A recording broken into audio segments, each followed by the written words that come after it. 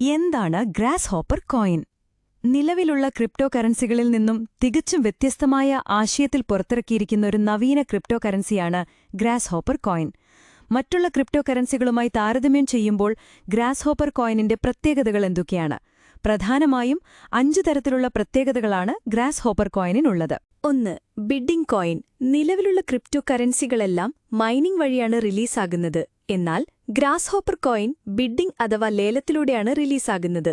ലേലത്തിലൂടെ റിലീസാകുന്ന ലോകത്തിലെ ഒരേയൊരു കോയിൻ അത് ഗ്രാസ് ഹോപ്പർ കോയിൻ മാത്രമാണ്. 2. കുറവ് സപ്ലൈയുള്ള കോയിൻ.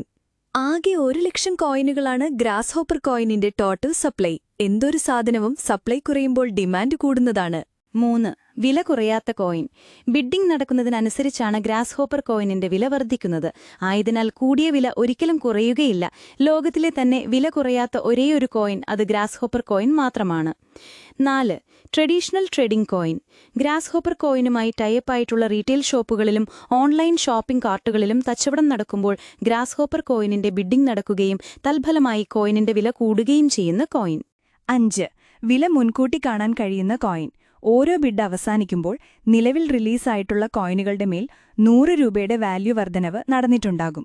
ആയതിനാൽ ബിഡ്ഡിങ്ങിലൂടെ ഇത്ര കോയിൻ റിലീസാകുമ്പോൾ ഇത്ര രൂപ വില വന്നിട്ടുണ്ടാകുമെന്ന് മുൻകൂട്ടി പറയാൻ കഴിയുന്ന കോയിനാണ് ഗ്രാസ് ഹോപ്പർ കോയിൻ.